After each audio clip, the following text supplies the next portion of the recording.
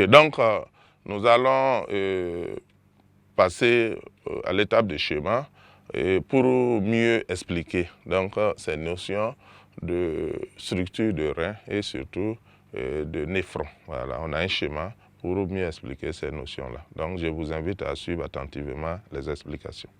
Donc ici nous avons la structure, la coupe longitudinale d'un rein.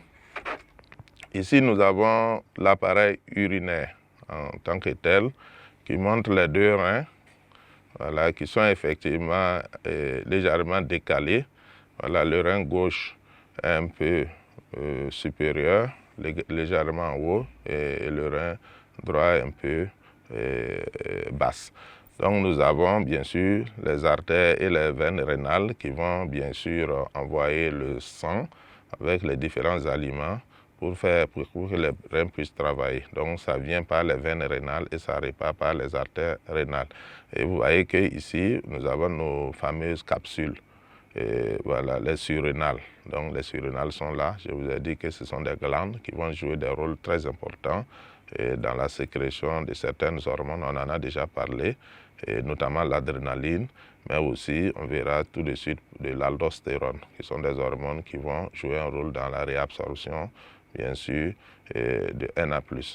Donc ensuite, vous avez ici les urétères qui vont conduire jusqu'à la vessie, et par la suite ici, vous avez donc l'urètre qui doit déboucher voilà, au niveau du méa chez la femme, méa urinaire chez l'homme, ça va déboucher et traverser donc le pénis pour rejeter l'urine à l'extérieur. Donc ça c'est l'appareil urinaire.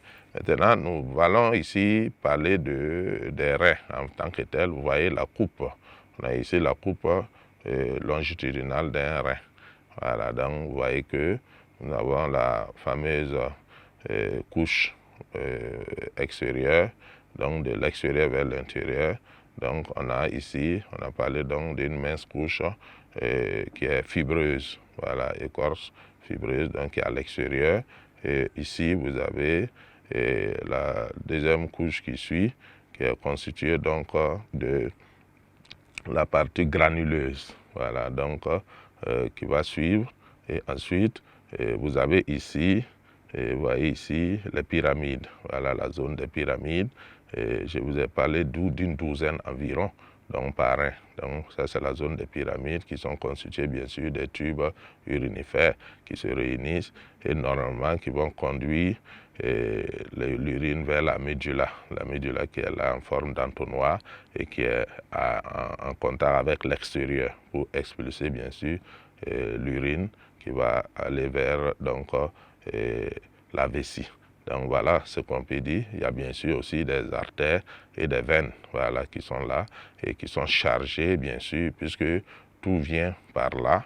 Ces artères, ces veines-là qui vont, surtout les veines qui vont envoyer et les artères qui vont bien sûr emmener le sang, donc qui a été déjà, si vous voulez, filtré, qui est débarrassé de tous ces déchets et qui repart maintenant pour bien sûr ravitailler l'organisme. Donc voilà ce qu'on peut dire donc, sur le plan donc, structural au niveau donc, de la coupe longitudinale d'un rein. Donc ici, nous avons ce que j'avais déjà essayé de dessiner, le néphron. Vous avez le néphron qui est là. Vous voyez qu'on a ici ce qu'on appelle la capsule de Bowman. Voilà, ça c'est la capsule de Bowman. Ça ressemble effectivement à une capsule. Et à l'intérieur, on a ce qu'on appelle le glomérule. Et vous voyez que ça se poursuit par le tube contourné proximal. Proximal parce que c'est proche de la capsule de Bowman.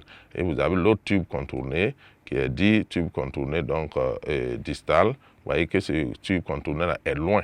Voilà, après des replis, plusieurs replis, et vous voyez qu'on aboutit à ce tube qui est très loin. Donc c'est pourquoi on l'appelle tube contourné. Donc c'est pourquoi on l'appelle tube contourné distal. Et vous voyez que tout ça, ça se jette dans le tube collecteur. Et vous voyez qu'au niveau du tube collecteur, vous avez plusieurs voilà, branches. Donc tout ça, ce sont des néphrons. Ce sont des néphrons, ben, on a coupé. Voilà, il y a plusieurs néphrons qui vont se jeter dans un même tube collecteur. Comme son nom l'indique, ça va collecter l'urine et va conduire l'urine vers donc, une autre structure qui est plus vaste, qui est notamment la vessie, va recueillir ça. Donc tout ça, ça va aboutir donc, au lieu de rassemblement. Et l'autre aspect que je voulais aussi ajouter, c'est l'affinité qu'il y a entre les vaisseaux sanguins et puis le néphron. Vous voyez ici, tout ça là, c'est des vaisseaux sanguins qui vont donc s'enrouler au néphron. Voilà, sont intimement enroulés, liés au néphron. Tout ça là pour permettre les échanges, Et ces échanges-là, ce sont des échanges d'osmose, ce sont des échanges de dialyse, voilà, qui se fait qui se font donc entre le sang et le plasma, si vous voulez, et le milieu, donc l'intérieur donc de ces éléments-là, le néphron, donc qui sont contenus dans le néphron. Donc, puisque si c'est dans le néphron, normalement, c'est destiné à être rejeté. Maintenant, il y a des échanges qui vont se faire perpétuellement entre le néphron ou les néphrons. Je vous ai dit qu'il y a jusqu'à 1 200 000 néphrons. Donc, ces échanges-là se font perpétuellement entre le plasma. Si je dis le plasma, on peut dire le plasma ou le sang et le néphron, c'est-à-dire les éléments qui sont normalement destinés à être rejetés par voie urinaire. Donc, il y a perpétuellement ces échanges-là qui se font, mais les deux éléments ne se mélangent pas. Il n'y a pas de mélange possible, mais il y a des échanges qui vont se faire quand même par dialyse ou par osmose entre les deux structures. Quand je parle de deux structures, je parle de structures au niveau des néphrons, voilà, qui est l'unité de fonctionnelle des reins, si vous voulez, des reins, et le sang ou le plasma, c'est la même chose. Donc voilà ce qu'on pouvait dire donc, sur cette partie. Voilà, j'espère que vous avez bien suivi et je vous souhaite une bonne compréhension.